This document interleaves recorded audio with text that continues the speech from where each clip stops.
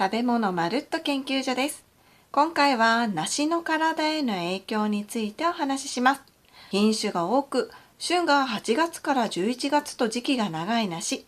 梨は水分が多いからあまり栄養はないんじゃないのと誤解されがちですが、実は梨にはあまり知られていない驚くべき健康効果が8つあります。ただ食べ過ぎることによるデメリットも3つあるので注意が必要です。そこで今日は論文や専門機関の研究をもとにして、梨で得られる健康効果、食べ過ぎることによるデメリット、1日の摂取目安量を看護師の視点で解説します。それでは梨の健康効果からいってみましょう。梨の健康効果1つ目は風邪症状の緩和です。梨は昔から生薬としても使われていて、梨に含まれるフェノール類やフラボノイドは炎症を抑える効果が期待できます。中国天津大学の研究者も、梨の皮と果肉の両方に含まれるフェノール類やフラボノイドは、インフルエンザなどのウイルス感染時に抗炎症作用を示すと発表しています。また、梨は水分を豊富に含んでいるので、喉や気管を潤す働きを持ちます。風邪で発熱して咳や痰が出る、喉が痛む、声が枯れるといった症状があるときに梨を食べることで症状の緩和が期待できます。韓国スンミョン女子大学の論文でも、梨は複数の基礎疾患を持ち感染しやすい人々の新型コロナウイルス感染症の予防にも効果的であるとしています。梨の健康効果2つ目は心血管疾患予防です。心筋梗塞や脳卒中など命に関わることも多い心血管疾患ですが、梨で予防できる可能性があります。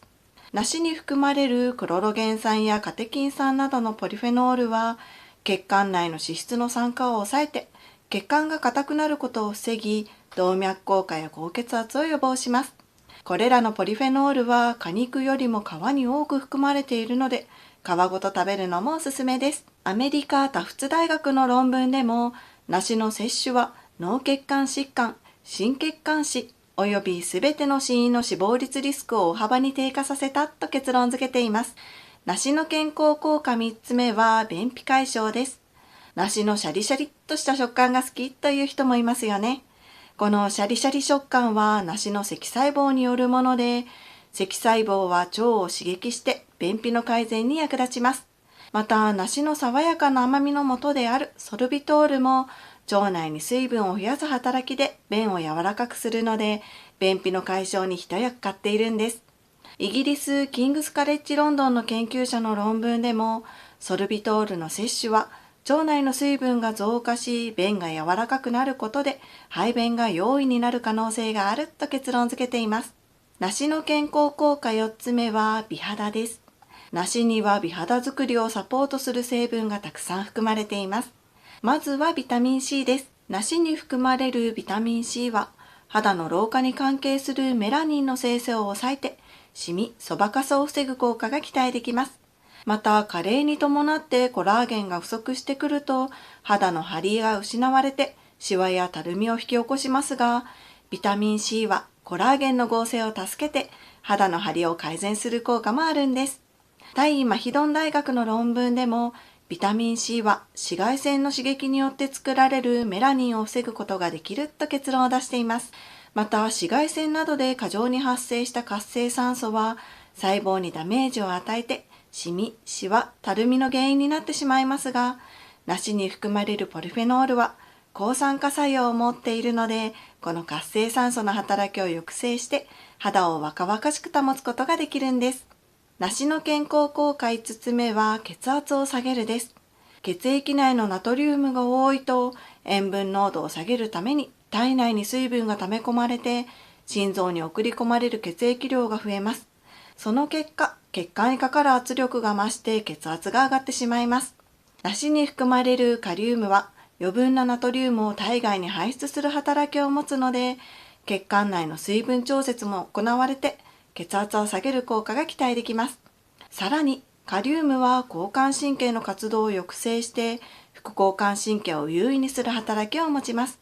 これによって血管が拡張して血圧低下につながるんですね。ノルウェー科学技術大学の論文でも、梨またはリンゴなどの果物全体の摂取は高血圧リスクの低下と関連していると結論付けています。梨の健康効果6つ目はダイエット効果です。梨は水分量が多くて、他の果物に比べて糖質、カロリーともに低めです。しかも梨には不溶性食物繊維が豊富に含まれているので、より少ないカロリーで満腹感を得ることができます。さらに梨の食物繊維にはダイエットの天敵である便秘の解消効果もあることも嬉しいポイントです。ブラジル・リオデジャネイロ州立大学で行われた肥満女性を対象にした研究でも、リンゴ、梨の果物摂取グループはオーツ麦摂取グループに比べて優位に体重減少が認められたと結果が出ています。食物繊維が豊富で重量あたりのカロリーが低い梨やリンゴはダイエットに有効ということですね。梨の健康効果7つ目は二日酔い予防です。お酒が美味しくてつい飲みすぎてしまうと翌日に二日酔いになってしまうことがありますよね。そんな辛い二日酔いを梨で予防できる可能性があります。梨にはアルコールの代謝速度を上げて血中アルコール濃度を下げる働きがあります。なのでお酒を飲む前に梨を食べておくとアルコールが効率よく代謝されて二日酔いになる確率を下げることができます。韓国スンミョン女子大学で行われたマウスを使った研究でも、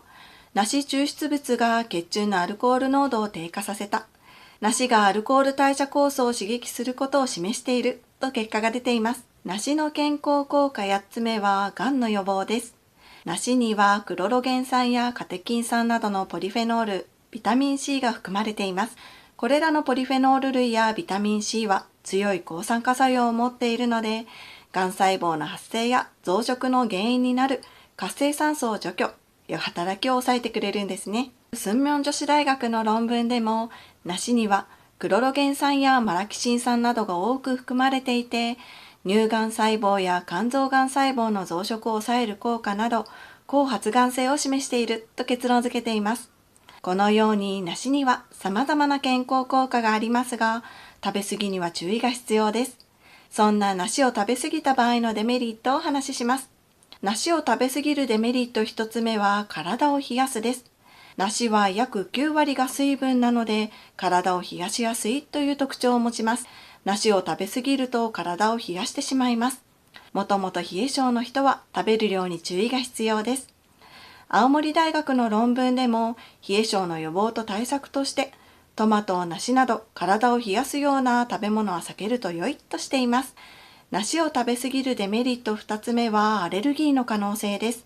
梨は最近アレルギー症状の報告が多いバラ科の果物で、食べ過ぎるとアレルギーを引き起こす可能性があります。症状としては口や喉のかゆみ、鼻水、鼻づまり、目の充血、蕁麻疹などがあります。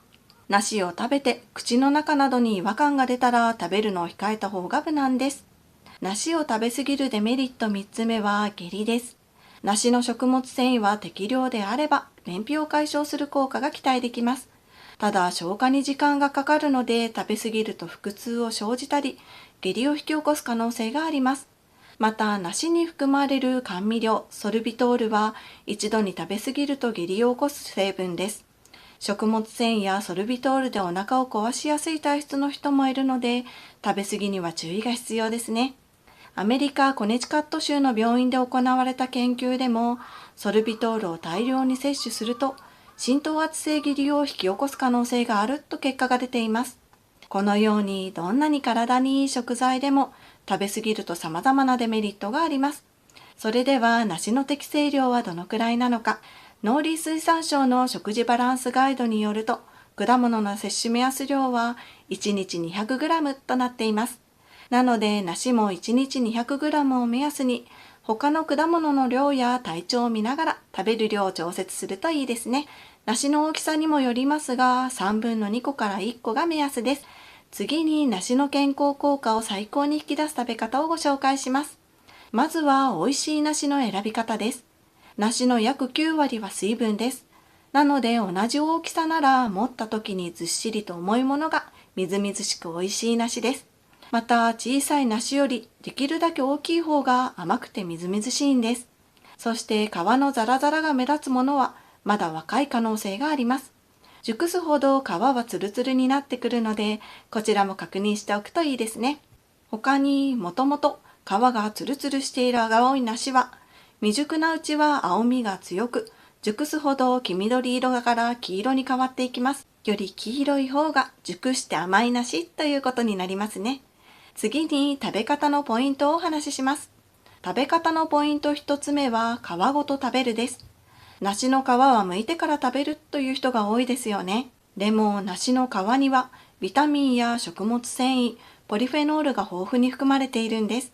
そして皮と果実の間にも栄養素が詰まっているので、梨の健康効果を効率よく得るためには、流水でしっかり洗ってから皮ごと食べるといいですね。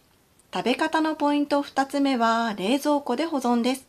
梨は常温保存、冷蔵保存、迷いますよね。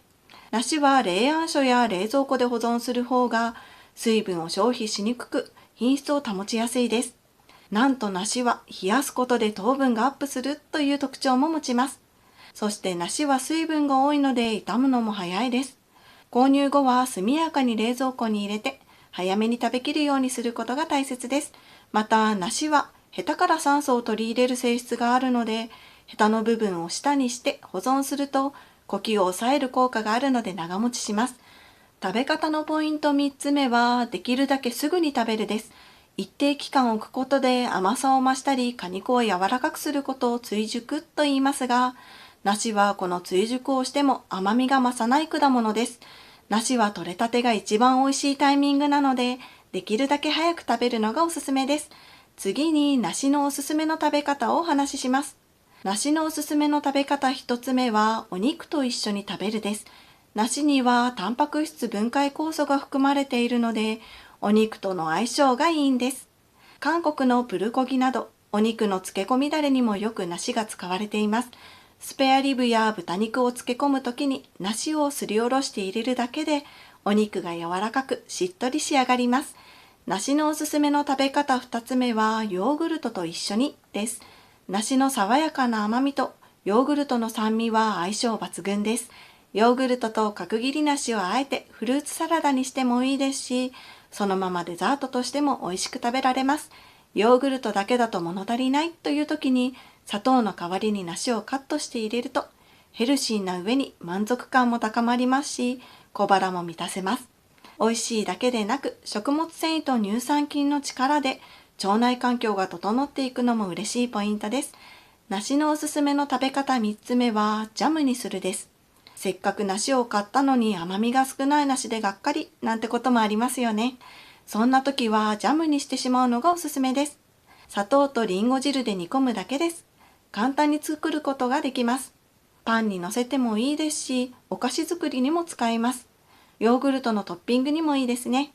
甘くない梨も美味しく食べきることができます。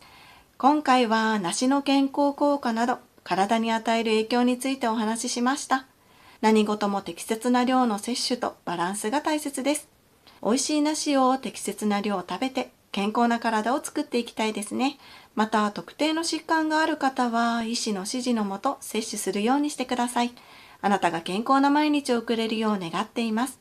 この動画がためになったら高評価していただけたら嬉しいです。ご視聴ありがとうございました。